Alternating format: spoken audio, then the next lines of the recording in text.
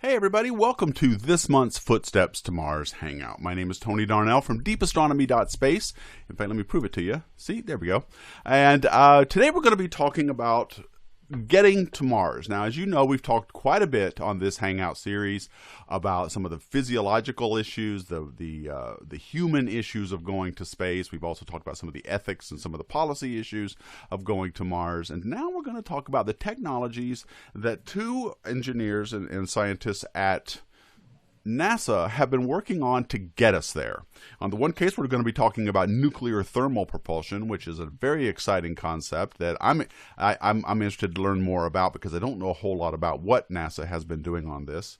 And further, we're also going to be looking at solar electric propulsion. So we're going to be taking a look at two ways in which we might get there, because as we all know, Mars is far away. What we don't want to hear anymore is how hard space is. We know it's hard, but these guys are working to make it actually practical, and these technologies are extremely exciting, and I'm looking forward to talking with our guests about it today. Couple of housekeeping things I need to let you guys know about, because I've always been get kind of chastised for this. If you like these Hangouts, please like them, give us share them, and subscribe to our channel if you like this Hangout. That's one of the best ways you could support Deep Astronomy. So we hope you'll do that during the Hangout. I am actually streaming on 4 platforms: YouTube, and I see the live chat up here. I'm also streaming on Facebook. I've got that up as well on the Deep Astronomy page, facebook.com/deepastronomy. Also on Periscope, on Twitter, which, if you use the hashtag Footsteps to Mars, I can use this little tool here, this little toy I have, to actually show your tweet. So please use Footsteps to Mars hashtag, and I will see it, and I might put it up on the screen if it's nice and polite, and because we all know how Twitter can be, and we'll do that as well. I'm also on Twitch, where I am live streaming on that platform as well, and we are also on Discord on the Deep Astronomy server, which my good friend and colleague Jake has put up on deepastronomy.space/live as a test for this particular Hangout. So please, tons of ways to ask questions. If you have questions about how we're going to get to Mars, what technologies are we using to get there, then today's your day and today's your chance. So let me pull up my astronomical Brady Bunch here, and there we go. Here are my two guests for today. And for some reason, everything got shifted over, which I will fix here in just a moment. On the upper panel is Dr. Harold Gerrish. He is the lead engineer for the nuclear propulsion unit at NASA's Marshall Space Flight Center. Also joining me in the bottom panel is Dr. David Manzella. He is from NASA's Glenn Research Center, and he works on solar electric propulsion. So welcome, guys. It's good to have you on our Hangout. Hi, Tony. Now, I'm busy right now. I got to correct a couple things, because even though I went through all the trouble of getting all this stuff put together, suddenly you guys got shifted in my little window. So I'm going to do that. While I'm doing that, I'd like you guys to perhaps introduce yourselves. So let me start with you, Harold. If you could just introduce who you are and what you're doing, and I will fix some of my little window issues here. Okay, hi, my name is Harold Gerrish at Marshall Space Flight Center.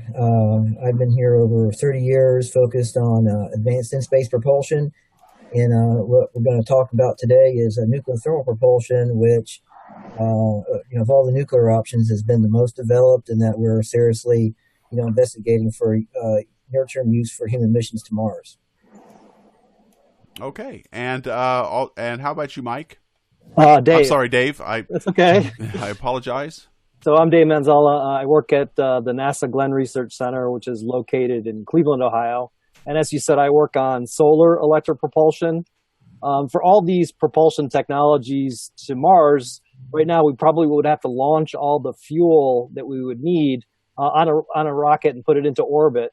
The technology that I work on, solar electric propulsion, I think the technology that Harold works on too, the benefits of it are it gets really good fuel economy. And for solar electric propulsion, we do that by combining our propellant with electricity from a solar array. That's why it's called solar electric propulsion. Ah, good. Yeah, really good. Yeah, really good gas mileage. I like the way you put that. Okay, well, let's start with you, Harold. Tell us a little. You gave me a link to a YouTube video. Should I start with that before we get too far in? What do you think?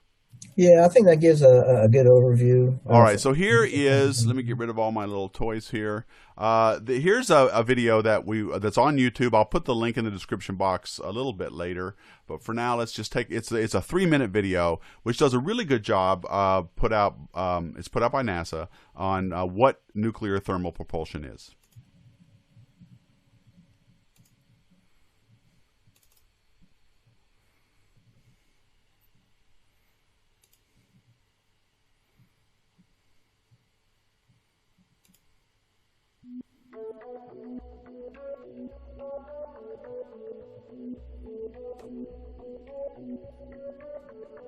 First-generation nuclear thermal propulsion, or NTP, could enable both faster transit between the Earth and Mars and a series of advanced space missions.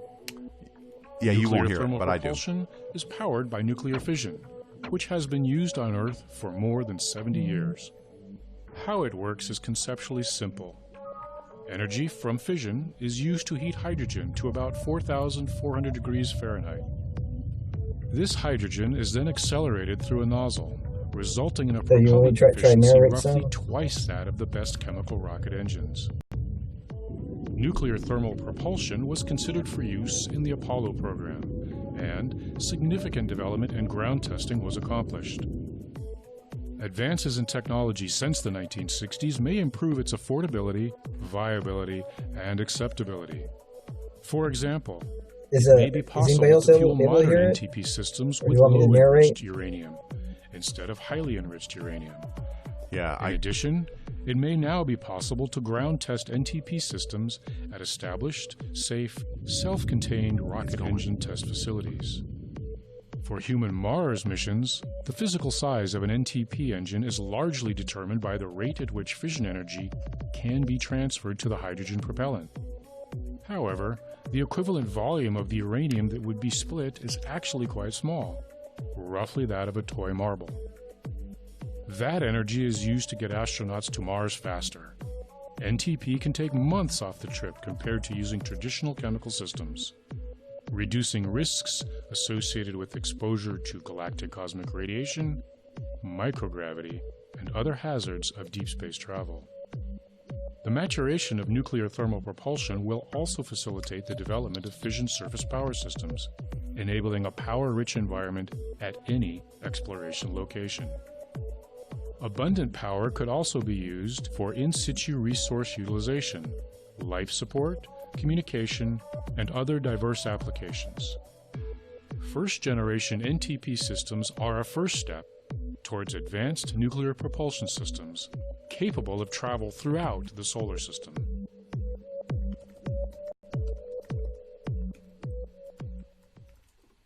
Okay, so that was that. There was some echo I heard in the transmission, but you guys get the idea. So there's a lot of. I put the link in the live chat window of YouTube. You guys can go check it out after the hangout. And so yeah, a lot of things in there. Nuclear thermal propulsion is actually, I didn't know this, but was actually worked on during the Apollo mission. So was that when the groundwork was laid during a lot of this technology, Harold? Yeah, it started in the late 50s, and in those days they were looking at not just nuclear rocket engines, but also nuclear, airplane engines and all of that. And so it was kind of evolving in parallel. And at one point, nuclear thermal propulsion engines was considered for upper stage for even Apollo missions, at one time.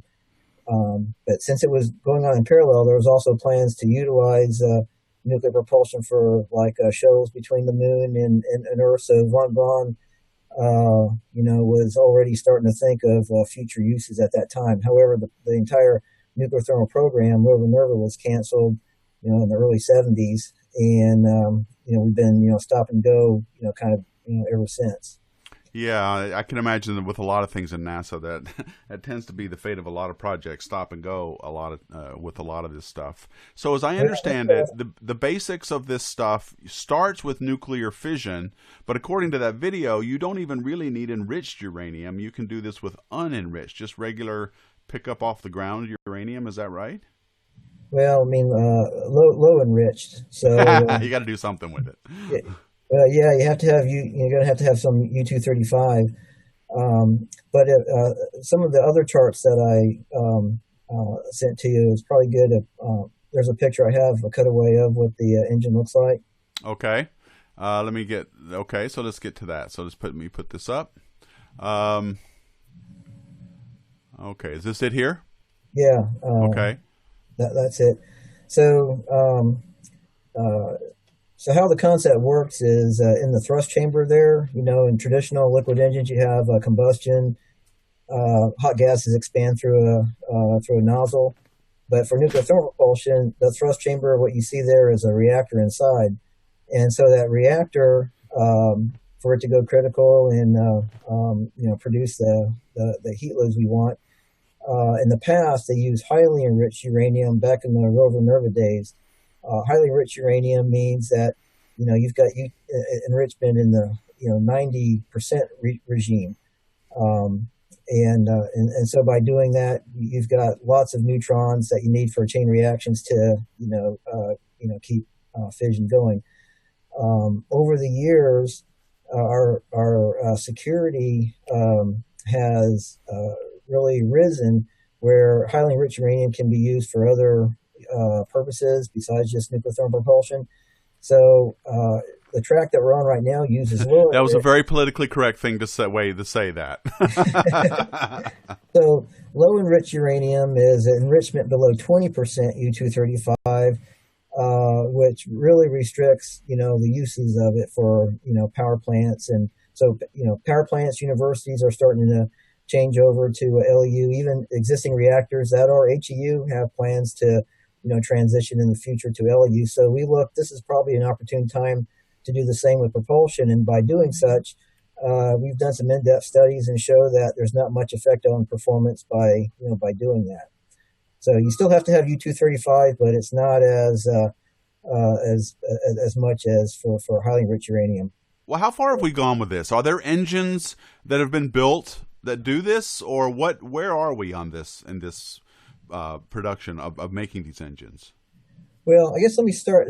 I just put a few pages added to this, and we can go back to this chart, a little further down, because this shows how the engine works. But go to the next page. This was a presentation I gave a few years ago. Yeah. Okay. This was an overview I gave of the entire rover Nerva program, and I did this at a nuclear emerging technology conference back in 2014. But it's got a lot of good data and references all in it. So go to the next page. My office light here went out. That's all right. It actually helped because your auto iris is making you look like a dark shadow, so that worked okay. If it does it again, don't worry. Okay. All right. So the picture you see here is kind of an overview of the rover Nerva program. They had about 20 engines that were designed and tested. Like I said, it started in the 50s. They evolved from the late 50s to the early 70s. And so there's about 20 engines that they made. You can see in the upper right corner, the size varies. The smallest engine made was 25,000 pound thrust. The largest, 250,000 pounds of thrust. And so the whole program matured to, like the engine you see in the bottom right corner, that's the XC Prime engine that was tested, started up 28 times. And so because those tests were successful, they were ready for a flight engine next, and that's when the project got canceled. The bottom picture that you see is an engine, the Phoebus 2A, that was being moved to a test stand. I like that picture because it shows technicians sitting with the engine as it's moved to the test site. So it gives a little bit of scale. Pardon? It gives a little bit of scale. Well, what I'm showing is that the engine is not radioactive where you can't get next to it. In fact, before you start the engine up, you can take it apart by hand. So the radiation you get is nothing. Now, after you start it up in space, then you won't be able to do that. But I always show this picture because it shows that, a cold engine that hasn't been taken a criticality is pretty safe too. What kind of uranium's in there? Well, that engine, for 250,000 pounds thrust was 5 gigawatts. Oh, there you go. That's a good enlargement. And it used U-235. However, the fuel in those days was based on carbon and graphite. Okay. And then the charts on the left just show how the different engines, how they evolved, with time. Okay. So these were engines that were actually built. And I'm sorry, can you tell me the time scale again? When was this? Started in the late 50s and ended in the early 70s, like 71, 72 timeframe. And so the total cost or the total investment in today's dollars is probably around $8 billion. But it has strong support, and there was, serious consideration until. I'm sorry, 8 what? Billion. Billion with a B. Yes, right. That's JWST costs there. Wow, that's not cheap. So go to the next page. All right. Again, this shows the different engines and what year they were tested. Where I like this page, you can see like in the mid 60s, 63, 64, 5. Each engine had like 1,000 fuel elements that had highly enriched uranium. And so with so many engines, they had a pretty good infrastructure set up, production facility to produce all the fuel so they could, test all these engines. So I was just, using this chart to point that out. The next page, this shows a test for the NRX. Now, most of the engines tested in those days were kind of out open air tests where the engines were fired upward, like you can see on the picture on the right. But this specific engine was run for 60 minutes nonstop. So the different engines, they tested different startup sequences, and this was like an endurance test, and they stopped after 60 minutes because they didn't have much more propellant left. So it shows that you can operate these engines for really long durations, which is good for deep in space propulsion. Okay, and then the next page. This is that 250,000 pound thrust engine. That was tested.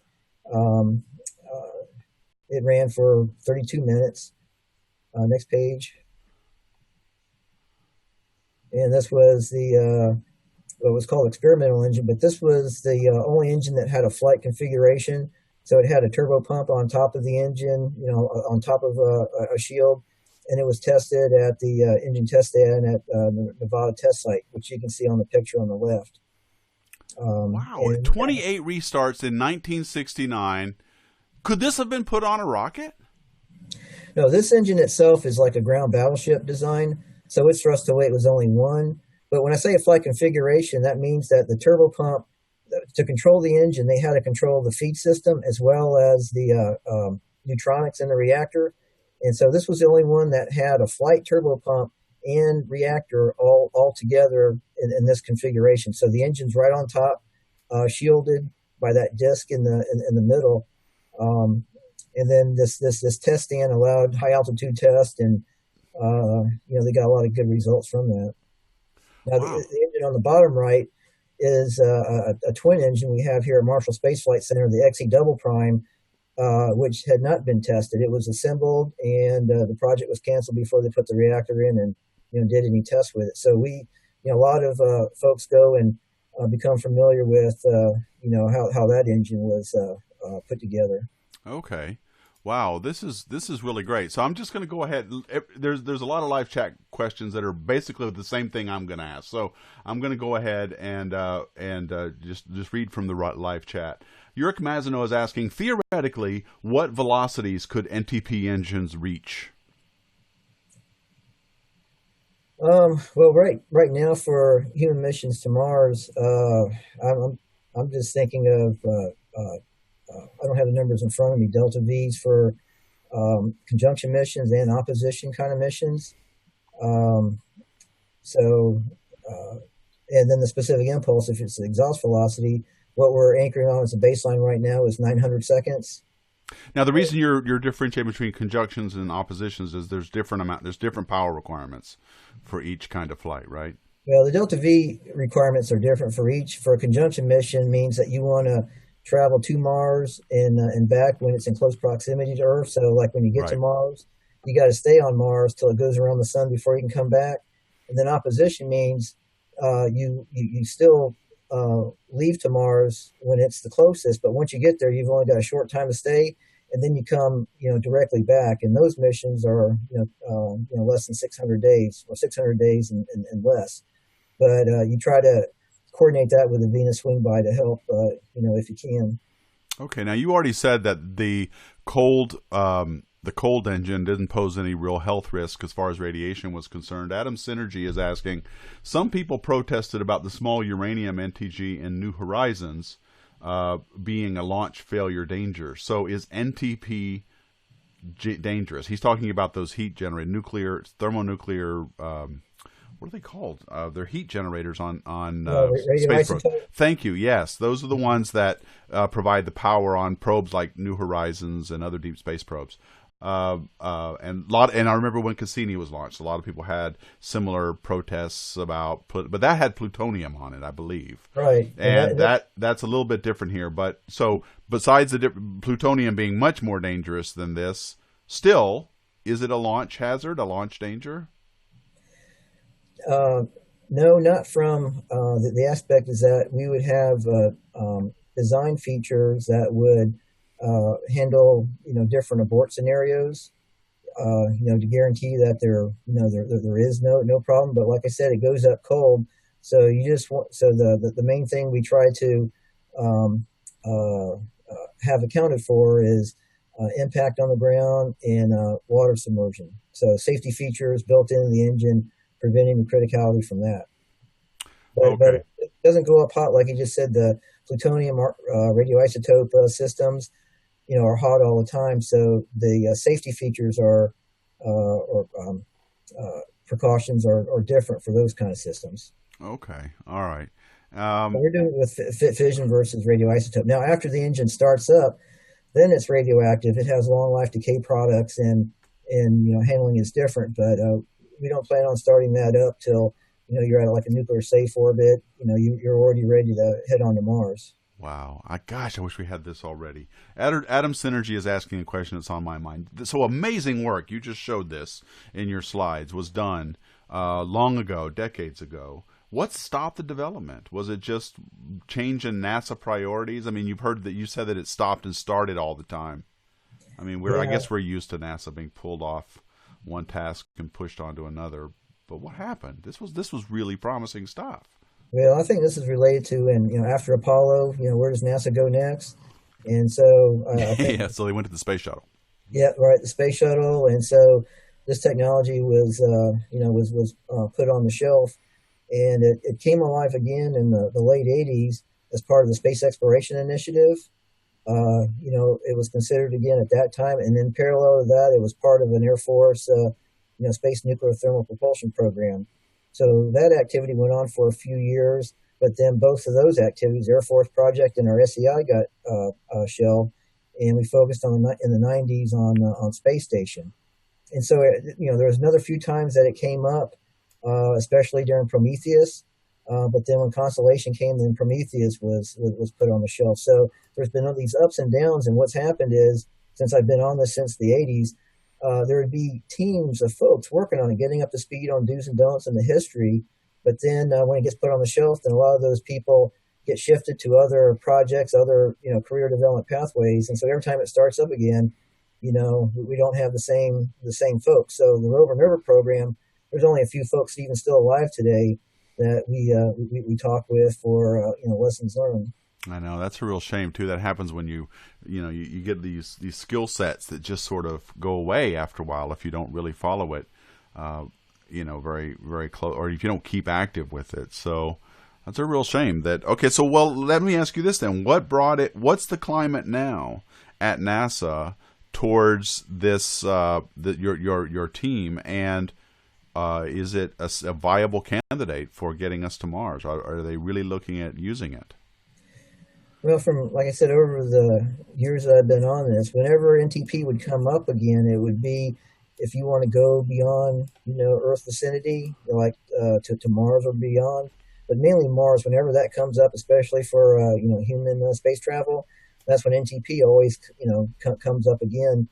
And the good features of it is it has high thrust and high ISP, and that's what helps quick trip times, abort scenarios, all those kind of benefits. However, because it is nuclear, it has to be developed on a different path than our traditional liquid rocket engines, and even to get a nuclear reactor in orbit, we also have to go through nuclear safety launch approvals, and there's other regulations to follow. So it's more difficult, but that's where it's a balance of the payoffs that you get worth those other complexities.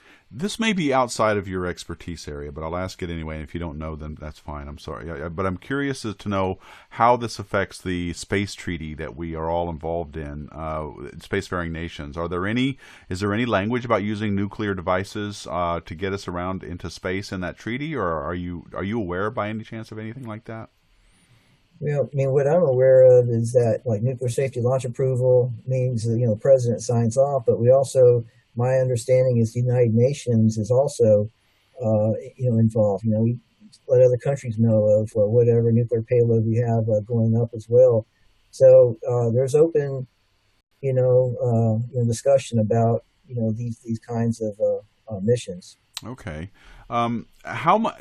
I got one more question of my own, and then I'm going to read some more from the chat. How much faster would nuclear thermal propulsion get us to Mars compared to the chemical rockets that we have? Well, recently, there's a new mission scenario that's taken advantage of SLS, able to get to higher, Earth orbits. SLS is the current vehicle that's being used. Yeah. Right, Space Launch System. In the past, we were looking at departing from low Earth orbit, but departing from a higher Earth orbit, you don't have to have as much propellant. And so, if everybody is going from that orbit, a chemical engine, maybe 200 days, trip time one way. We can do the same with NTP, but we can also go down to 140 days or as low as 100-day trip time. Depending on how much, propellant is needed. Wow. Go ahead. So, and again, for conjunction missions, once you get there, then you're going to be on the surface for a good, over a year before you can come back. Exactly. Right. And is this scalable in the sense that if we just strap more of these onto a rocket, we go faster? Well, right now we're baselining a cluster of 3 engines, 25,000 pound thrust each.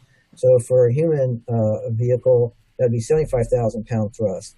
A single engine can operate on a vehicle if it's for future cargo science missions. That's doable, which is another benefit of having a cluster of small engines instead of one big one. Yeah. Okay. Oh boy, it's scheduled. Or some of the chat is scrolled on me. Let's see. Where was that question I was looking for? Achilles 308 is asking, can the fuel be used to heat the spacecraft? You mean like a bimodal? I guess so. Yeah. Can you use some of that stuff just while you're traveling? I always ask, the baseline reactor we have is like about 500 megawatts, and so the average person is going to ask, well, if you've got all that power, is there any way you get some electricity from it? And there is concepts that's called bimodal, where we can look at, using some of that heat to produce electricity. But we don't have that as our baseline right now. I mean, you could get, hundreds of kilowatts if it's designed right, but that may be a design down the road. We're trying to keep the first use as simple as possible. But right, there is other, payoffs that you get down the road. But also, let me say that we're also working closely with our colleagues who are working on surface power, fission surface power, of commonality, be it fuel, reflectors, all going to LEU. So we're trying to keep in close touch for common uses. You mean using nuclear reactors on the surface to power habitats, things like that? Yeah, I mean it's 10 kilowatts, 40 kilowatts. They're starting off with a test within this next year on a 1 kilowatt system. Okay. Just Looking is commenting, a Mars mission isn't really dependent on new propulsion systems. Current systems could get us there too, right? And I think the answer is yes. I mean, the SLS is a current system that they're going to be using, right? There's no need for this other than it's faster and perhaps more efficient. One more comment, then I'm going to move on. Raj Luthra, what about using thorium? Thorium is starting to be looked at again, especially on the DOE side. But all of the nuclear engine work technology's been used in the past has been based on uranium-235. So we're staying on that track right now, especially going to LEU. And then there is future generations where we could go to a higher temperature fuel to get higher than 900 seconds. So other fuel sources, advanced nuclear, can get into those, kind of options. Okay. Well, Dr. Harold Gerrish, I want to thank you very much. I want to, we're going to get back to some more comments and questions, but I want to get David in on this too. Hi, David. Hi. Let's talk a little bit about solar electric propulsion now. First of all, what is it? And I mean, solar electric, I know what those two things are, and I can guess where we're headed with this, but are we looking at this as a propulsion system once we're in orbit, or is it also a launch system like what Harold was showing us? No, it's all for use once you're in space, and unlike regular chemical propulsion or the nuclear thermal propulsion, the amount of force or the thrust that it generates is relatively low, fractions of a pound usually, and we generally compensate for that by operating these thrusters for long periods of time. You heard Harold say we had long-term operation for tens of minutes. Electric propulsion thrusters will operate for thousands and even tens of thousands of hours. Tens of thousands of hours, and that's right. And you were saying before the hangout started that you get a lot better gas mileage with these as well. Yeah, and we talk about gas mileage. The technical term we use is specific impulse. It's the velocity of the propellant that comes out. We get a specific impulse that's probably 5 to 10 times higher than what you can get with a chemical propulsion thruster. And what that means, it's, I like to use the analogy that electric propulsion is a little bit like hybrid car, right? So you have the energy that's in the propellant, and then you augment that with electricity, and maybe you can improve your gas mileage by, a few tens of percent. With solar electric propulsion, we can put so much energy into our propellant, and we can improve the economy by factors of 5 to 10. So we can make much higher fuel economy, which means the amount of propellant we need to do any of our missions is dramatically reduced. You asked the question, can you go to Mars with existing technology? For sure you can. The biggest challenge is to be able to afford going to Mars. Yeah, right? That's right. And affording going to Mars really relates to how many rockets do you have to send up, how much stuff do you have to send up, how much does it cost? Right. Well, I guess I'm having trouble picturing this. You're talking about your own propellant. Give me give me a picture of what's going on here. So solar the solar part is just where the electricity comes from. The electric propulsion part is another word we could use to describe this as plasma propulsion. Basically, we take a propellant. Generally, we use something like xenon. We ionize it, and then we use electricity in terms of an electric field to accelerate that propellant to a really high velocity. These thrusters, when they operate, the plasma that they operate tends to be a kind of a blue glow. If you're a fan of science fiction, you kind of see the blue glow on the end of the spacecraft. That's something like an electric propulsion thruster. The movie The Martian, the propulsion of the Hermes spacecraft, that was electric propulsion kind of stuff. Oh, okay. Really, paradigm shift and going around. Pretty much how we've moved around the solar system since the time that man has gone into space is basically we give our spacecraft a big push, and then we coast all the way that we're going to go. Yeah, or we use the pull of planets and something to help us out. That's right. But with electric propulsion, basically we turn on our thrusters, we aim our spacecraft in the direction that we want to go, we accelerate till we're about halfway there, and then we turn our spacecraft around, we decelerate, and we enter orbit around our final destination. So it's really a different way of moving around the solar system. Okay, so we've got this gas, xenon in this case, which is, I guess it's one of those gases. It's not inert, right? No, it is. Okay, it's an inert gas. Yeah, it's in the family with neon and argon. Right, it's on that side of the periodic table over on the right. And then we've got and then you ionize it. Right. You make it positively or negatively charged, one of the two. Yeah, we take away an electron and we make it positively so it's positively charged. And now and then you start to heat it up. Well, we don't really heat it up. What we do is we apply an electric field. So we make that positive charged xenon ion want to go to something that's negative, right? And that acceleration of that xenon ion is what ends up giving the thrust. And that's a plasma. That's the plasma you're talking about. Ionized xenon. Right. Separating the electrons, from the atom making the ion, that's plasma. And, I think 99% of our universe is plasma. So it's something that's pretty common in space. Well, 25% of it's dark matter, so I doubt it. I doubt 99% is plasma, but I think I know what you meant. Okay, so and then that's the propellant that you're talking about that gets us there. So that's right. And so is this xenon consumable? Does it shoot out somewhere? I'm trying to get a mental picture in my head about what this is doing. Basically, until there's some breakthrough in physics, how we get around in space is we throw stuff overboard. Okay. And solar electric propulsion just is really good at throwing things overboard at a very high velocity. Okay, well, let me ask Raj's question before it scrolls past. Raj Luthra is asking, when will we see the X3 Hall effect thruster or a more advanced version used in space? For you and Dr. David Manzella, what are your thoughts on Vasimir? Vasimr? I don't know what that is. So Vasimir thruster, the X3 thruster, those are both very high power thrusters that could be used for Mars class missions. When we talk about electric propulsion thrusters, we tend to talk about them by their power level, the amount of electricity that we put into them. Those thrusters that you just heard about are ones that operate at hundreds of kilowatts. There's a lot of electric propulsion thrusters flying right now. In fact, more than 200 spacecraft are using electric propulsion right now. The vast majority of them use engines that operate at about a kilowatt. So if you think about a hairdryer, about the amount of energy that goes in a hairdryer. Can you give me an example of a spacecraft that's using it? Sure. Primarily, the majority of the spacecraft that are using it are geostationary communication satellites, and they primarily use it for station keeping.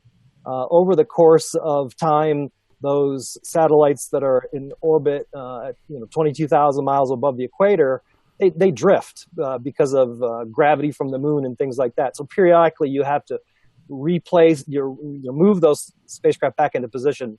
And primarily electric propulsion is used for that. And it's really good at it because it has really high fuel economy and the thrust is really, really low, but that's good. It doesn't disturb anything so that the spacecraft can continue to operate even while you do that. Right, but going to someplace far away like Mars, doesn't that mean you've got to have quite a bit of patience then? Well, you could take a long time or you can have a higher power system. And the question was about those higher power systems and when are we going to use them? And I think we're going to use them when we have a spacecraft that can generate the amount of power that they utilize. Right now, the highest power satellites are tens of kilowatts. The highest power vehicle in space is the International Space Station, and that operates at a couple hundred kilowatts. But that had to be assembled, over many launches and things like that. So if we wanted to deploy a spacecraft and have it unfurl its own solar array and use electric propulsion, I think in the near term the highest power we're going to get is something on the order of 50 kilowatts. Maybe in a decade or so we might be able to get to hundreds of kilowatts. So it's the availability of power in space that's going to dictate when we get to those higher power systems. Higher power systems, higher thrust, get there quicker. Okay, so right now it's just we could use these, but we don't have. But the power consumption requirements of what's out there doesn't really justify using them yet. Well, I think that even at the power levels that we can currently generate, there's still a pretty compelling reason for using them for missions like those to Mars. And that is if you're going to do one of these low energy transfers from Earth to Mars that you heard about, they're not instantaneous transitions, right? They take a period of time. And so that period of time when you're coasting, instead of just coasting, if you're using your plasma propulsion, you could reduce the amount of propellant you needed for your chemical system or your nuclear thermal system. And so you can reduce the overall mass and therefore the cost of of doing that mission to Mars. So in my opinion, that's what we're going to see. We're going to see kind of these hybrid applications where we overcome the shortcomings of electric propulsion in terms of low thrust by augmenting it with a higher thrust system. Okay. Achilles 308 is saying, or as asking, so this pushes on the sun's magnetic solar wind? No, I don't think that's what you're saying, is it? No, it doesn't. And basically, it's a reaction force. You throw something one direction and you move in the opposite direction, like a rocket engine. That's exactly how it works. Yeah, instead of using a gas dynamic expansion, it's using an electrostatic acceleration. Is it fair to compare the xenon consumption with a liquid fueled rocket, or is it just not the same thing? Well, I mean, it's the same in that we have a stored fuel and we send it to our engine and we process it. What's really different is the rate at which we do that. We use it, at a very, very slow rate because we don't have a huge amount of power, and we want to put a lot of power into every little bit of fuel to get that high fuel economy. So again, the difference is we would operate for a long period of time as opposed to a lot of thrust and a lot of propellant all very quickly. Okay. Chuck Rittersdorf is asking, how about the moon route to Mars? Could we use harvested helium 3 as electric propulsion fuel, or is this science fiction? So I think the ideal fuels for electric propulsion are those that are heavy, so that when we accelerate them through electric fuel, we get a lot of momentum, and that they're relatively easy to ionize. And that's again why xenon is a good propellant. I think if you were going to try to make rocket fuel in space, you'd be better off using oxygen or perhaps things like methane and using it in a chemical engine conventionally. Okay. Raj Luthra is asking, when will we see plasma thrusters or other solar electric propulsions used for human transportation, or will it just be used for cargo? You're not thinking of just using for satellites and cargo, are you? Well, again, if you're doing cargo, you probably don't care if it takes a longer period of time, and so it makes it very well suited for that. I see. We're not likely to get to the power levels that you would need to just use electric propulsion to go to Mars or to move crew. But again, these hybrid systems where we can take the benefit of the higher fuel economy when we have time and then use the alternate system when we got to go fast. I think that's what we're going to see. Oh, I see. Okay. Okay, so Atom Synergy, and I'm going to bring you both in on this one. This is a question for everybody. What do these guys think of light sail technology? Where's my mouse? There it is. Anybody?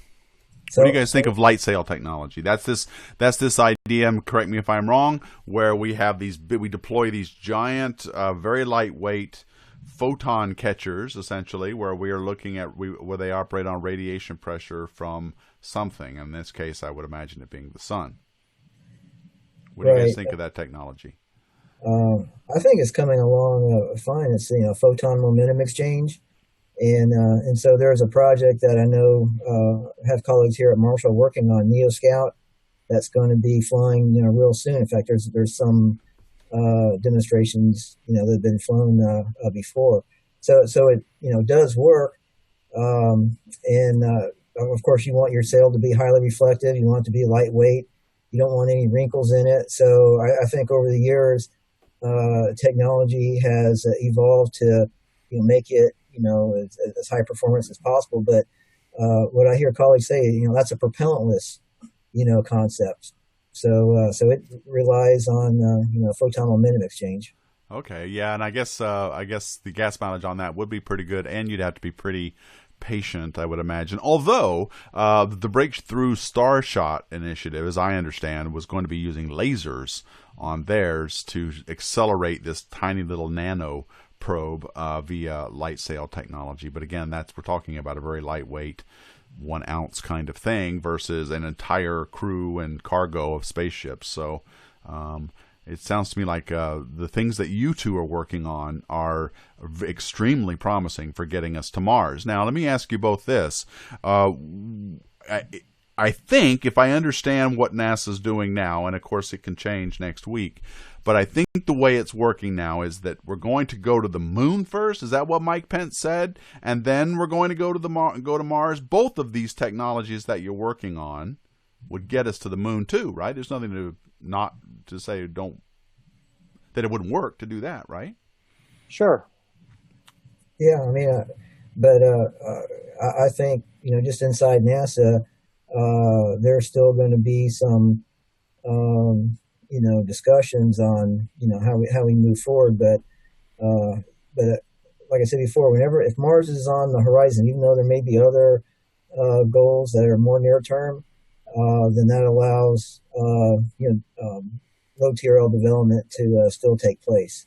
So, and that's why I keep my fingers crossed, is that we not just like the concepts that we've talked about, but there's other even more advanced concepts that push technology that we try to keep doors open to as well. Yeah, and I know that I'm not going to ask you guys to really comment on this part because I realize it's loaded, but the goalposts, the rules of the game keep changing with respect to where we're going, and I know that NASA a lot of times has to, whenever they decide they're going to develop a technology, needs to keep it's sort of mission agnostic, right? We'll develop this technology, whether we use it to go to the Mars or to the moon or wherever. We'll just sort of wait and see, but we're going to still develop this. What are your thoughts? And this is just a personal opinion. What are your thoughts about using either of these technologies for privatization? Like, for example, would SpaceX be able to use some of this stuff, or maybe United Launch Alliance? Yeah, for solar electric propulsion, like I said, it's already seen widespread in industry for a lot of commercial applications. Most of them are station keeping. You're beginning to see commercially spacecraft that are actually just propelled with solar electric propulsion. Boeing was the first to make a satellite that didn't have any chemical propulsion of any type, just used electric propulsion. Really? Used electric That's cool. propulsion to do its original orbit insertion from a geostationary transfer orbit out to geo. And so you're going to see more and more of that. And I think that what we should try to do at NASA is try to make sure the things that we develop can be used by industry, so that when we want to fly our missions, we can buy that stuff back from the manufacturers. We don't have to own and maintain the whole supply chain and manufacturing capability, that we can rely on industry for that. Okay. Let's see. I'm scrolling through some of the comments here. So yeah, what we are talking about, folks, is we are talking about what propulsion systems is NASA using or studying to help develop getting us to the planet Mars. And my guests today are Dr. Harold Gerrish and Dr. David Manzella from the Marshall Space Flight Center and the Glenn Research Center, respectively. And we are talking about nuclear thermal propulsion and solar electric propulsion, two very promising technologies to help us get to Mars. And so please leave me your questions and comments in the chat box here, and I'll be happy to read them out. Let me think where I want to go with this. So Harold, let me ask you, what are you working on? What is your current project that you're working on? What are you guys doing now? Well, currently, NASA's game-changing office in the Space Technology Directorate is funding nuclear thermal propulsion. And of all the years I've been working on it, this has got the most momentum than I've experienced in the past.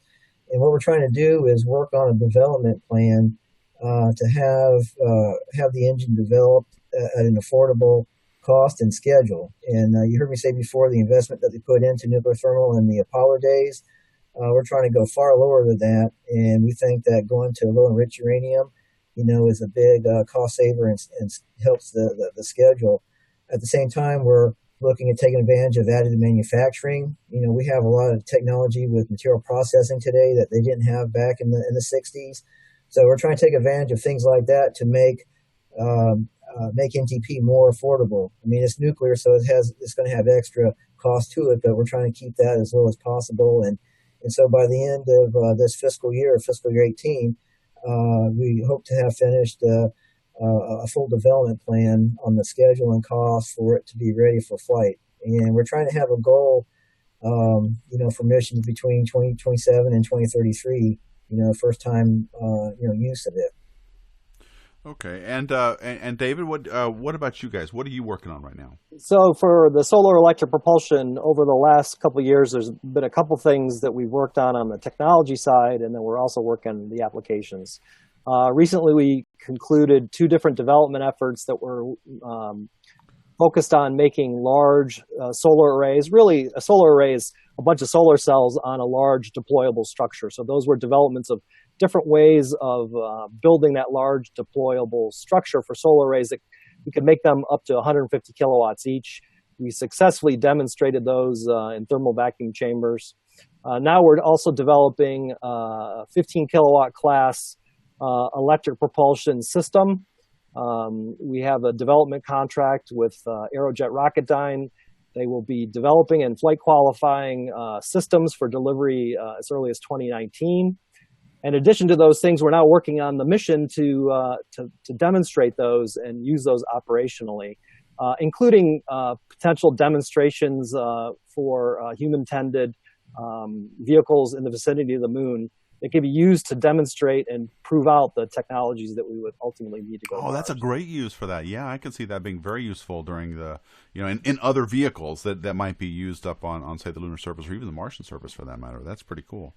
Let me ask you about cost. So, Harold, you alluded to this. So you're trying to bring costs down. How much more expensive? Can you give us some order of magnitude? I don't know, 2 times, 3 times. How much more expensive is it to use NTP than say the SLS? Well, the nuclear aspect adds, like I said, more complexity, and we're trying to fine tune the cost. I mean, it's definitely going to probably be, at least 2 times. About twice as expensive. Okay.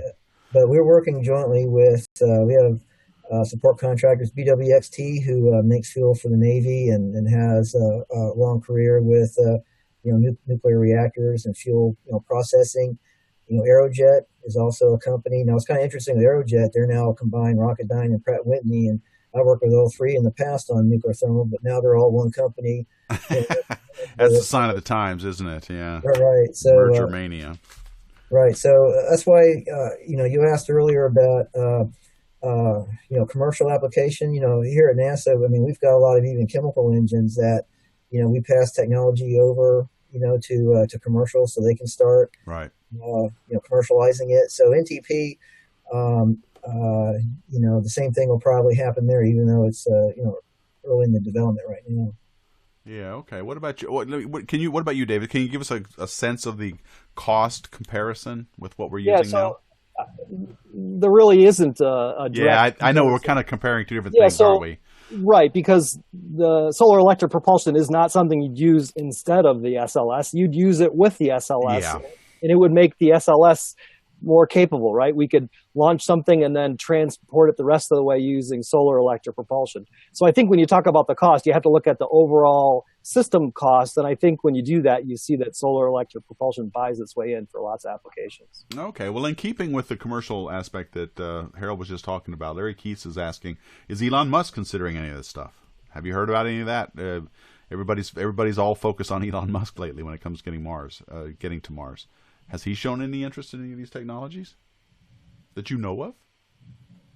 Yeah, I know he's aware of and has had experts that have worked for his company in the area of electric propulsion, and I think it is in his long-range plans. But I think right now he's focused on his business case and what he needs to do to make his company profitable, and how the development of those things for commercial uses could then be used for Mars. And so it might be something he looks at in the future, but right now I think he's got a pretty good plan. Okay. Raj, go ahead, Harold. If we, develop this, the NTP engine and show that it is, affordable, then, him and or SpaceX and other companies may consider, commercializing that as well. That's great that NASA can be the one to spend the dollars to get it built, and then they can we'll go ahead and perfect it, and then we'll take it and go. It's a really good way, I think, of helping the American space program. I mean, I don't know if other countries do that or not, but I think it's a pretty good thing. Raj Luthra is asking, how good will a fusion reactor be with solar electric propulsion than using a fission reactor? I think we have to develop a fusion reactor first, don't we? But let's say we have one. Would that work with your technology? Yeah, so I'm not an expert on either of those things. I know that we certainly could combine a nuclear reactor to generate the electricity with the electric propulsion thrusters. And if you did that, you could get to power levels that are, megawatt level or more, and it becomes enabling. I think one of the challenges that we have at NASA is, we got to be able to do developments that we can afford. We got to be able to do developments that are flexible if we change what we're going to do. And things like these very large, high-power reactors, they have very singular uses, and they take a long time to develop. And so I think that's a challenge for any of those things. Right. Okay. Okay. Well, one more question. Raj Luther is asking, what is the news on EM drive? Electromagnetic drive? Is that what he means?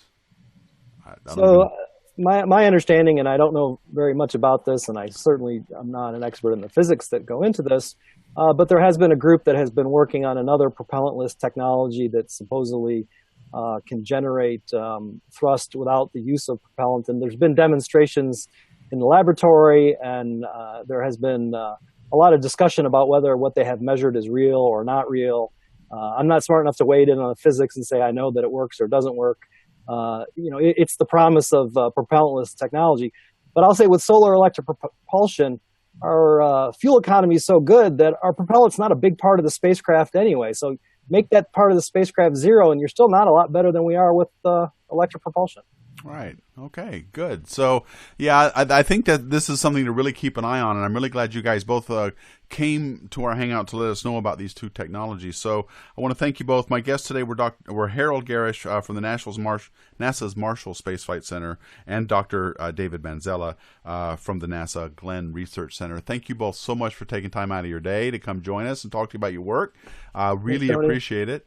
You guys were great on the chat questions, so thank you guys for engaging our guests. I really appreciate it. I'm going to head over to Twitch in about 3 minutes for a Q&A after the fact. So if you want to join me, Galaxia, I know you're busy, but I'm going to go on over there for a quick Q&A, and we'll talk a little bit about some of the changes that are coming up on deepastronomy.space and what's coming up on the Hangout. So I want to thank all of you guys. Thanks to my guests for being here, and I guess we will see you next week. I am considering, I haven't talked to Adam